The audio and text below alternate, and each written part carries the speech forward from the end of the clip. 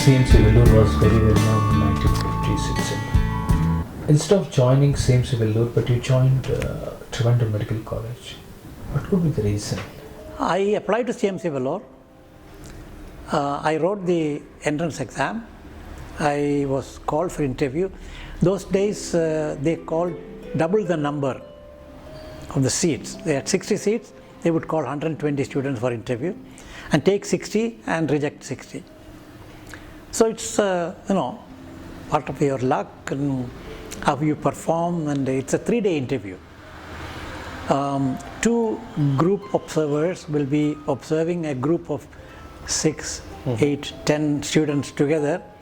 They give us group activities, individual activities. We have to debate a subject, we have to discuss, and we have to maybe build a hut or do a little gardening. And they're watching us. We didn't know what they were watching us about. When I became a group observer, I realized that we were watching the demeanor, the ability to work together in a team. You are on your own, you are competing, but others are also competing.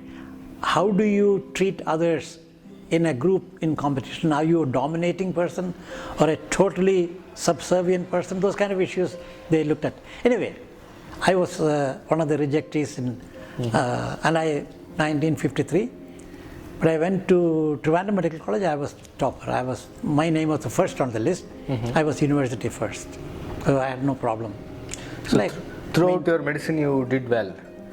Yes, extremely well. No failures, and several gold medals. So I can't remember on what subjects and all that. It's all faded memory. Can you share about some of interesting, inspiring teachers during the medical college in Trivandrum? Yes, there were several teachers. Professor Raman was the medical professor. Professor Vareed was a physiology professor. Professor Matthew was an anatomy professor.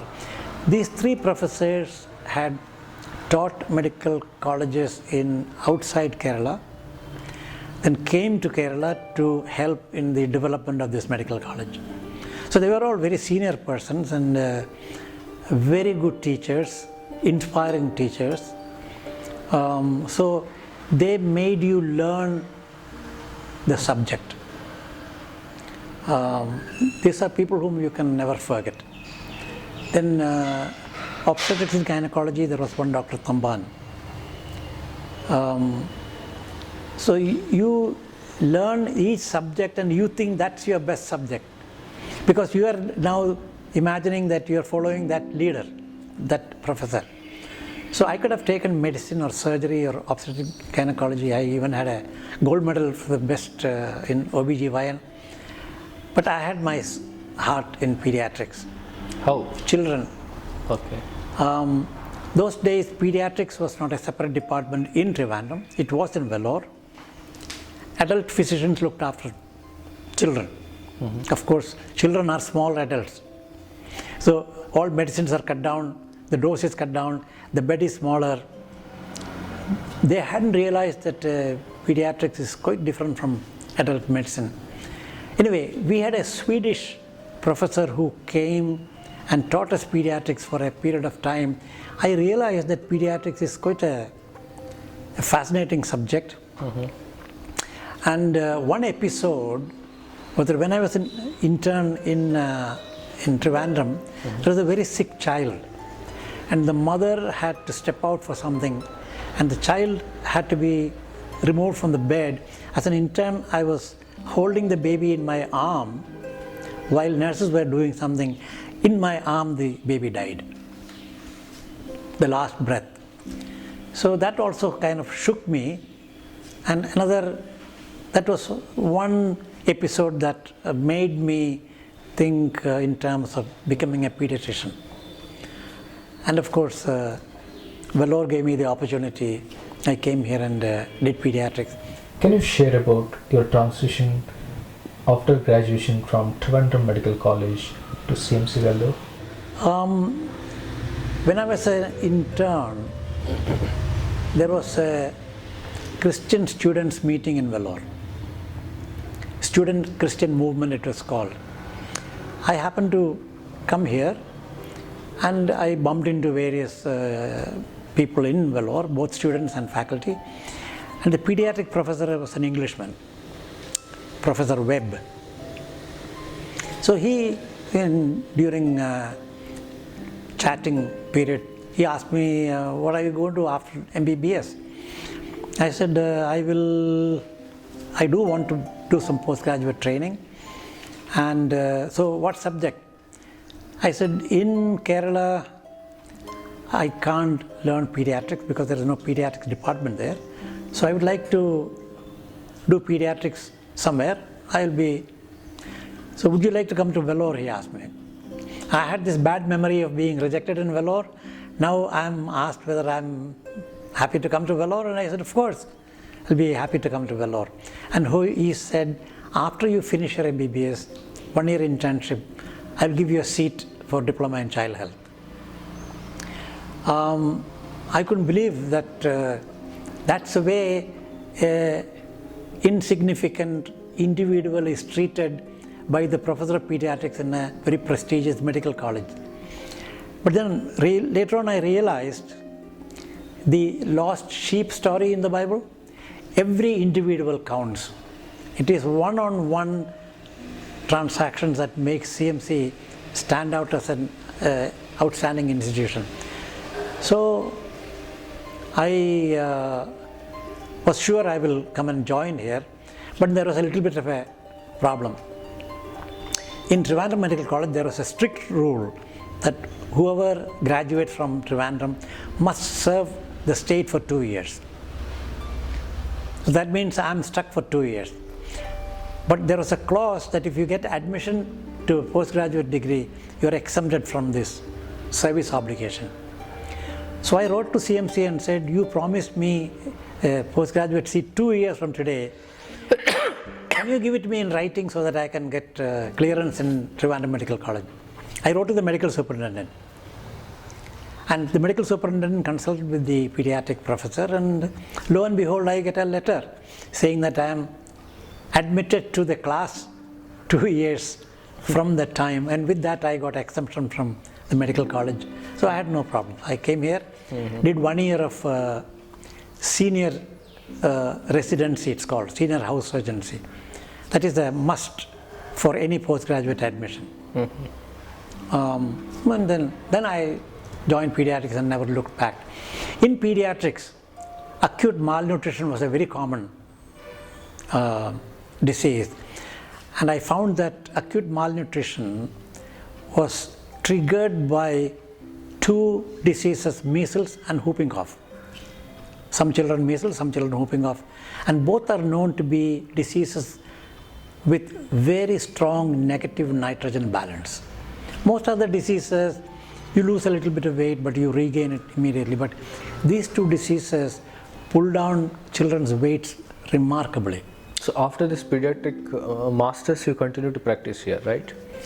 After the pediatrics in Vellore, they invited me to join the teaching faculty.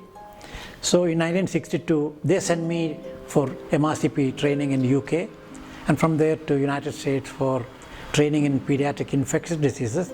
So 4 years I was on leave from CMC, 2 years in the UK, 2 years in America. What difference you could see in terms of medical education in India, in UK and US? Oh, that was an eye-opener. I mean, in CMC, when I came from Trivandrum Medical College to CMC, I said to myself, wow, here is a place where medicine is practiced like it is described in the textbook. Whereas in Trivandrum, medicine is practiced by using maybe 30% of what is in the textbook, 70% is guesswork. There is no scientific evidence, there is no need for a diagnosis before treatment. You apply several treatments together. The professor's opinion is the last word, and if he says something, that's a diagnosis. Even if you think it is a different diagnosis, you have to keep your mouth shut. Came here and I found that 70% of what happens here is like what the textbook says. 30% we cannot fulfill because of the constraints of laboratory, cost, patients have to bear the cost of it. When I went to UK, I found that 100% is what the textbook says. Of course, that's where the textbooks are written. So, if you want to learn modern medicine, you must go to one of the Western universities and spend minimum of 2 years and see how medicine is practiced. Modern medicine is not a bunch of informations put together. It is how you use that information. As an example, you have to diagnose every illness. If you are stuck, then you can ask some other people and come to a consensus by a group. You don't make an autocratic decision, this is that diagnosis. So that kind of medicine practice with evidence is a very interesting experience in UK. And when I went to United States, it was yet another eye-opener. There, what is in the textbook is produced by research.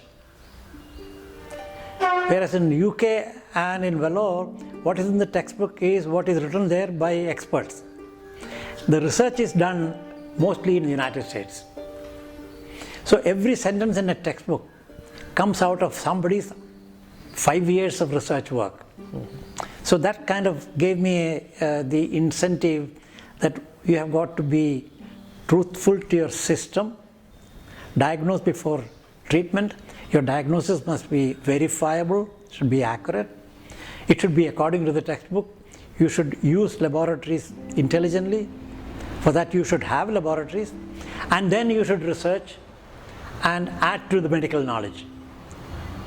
Because otherwise you are becoming a traditional practitioner. You learn what is there in the book and you apply that to patients. Modern medicine requires you to think for yourself, develop evidence, diagnose, verify your diagnosis, treat, and show that your treatment actually worked. So all this has influenced my career because I learned research and I applied it.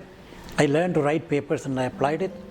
I learned that diagnosis is sacrosanct and I apply it here. And in Vellore it's very easy because that's the norm here. Everybody believes in competent, correct medicine. When Vellore people retire from CMC and go and work outside, they understand how, this morning I was talking to somebody in the church, they understand how much of shortcuts they take, cutting of corners they make, and you have laboratories, but the laboratory results are not quality assured. Anyway, so my career was very much guided by this particular pathway, and when I came back to CMC Vellore gave me ample academic freedom to do what I felt was the right thing to do. That was the founder's principle, was that you trust people, give them a job, and tell them when you need help, come back to me. If you are on your own, go ahead and flourish.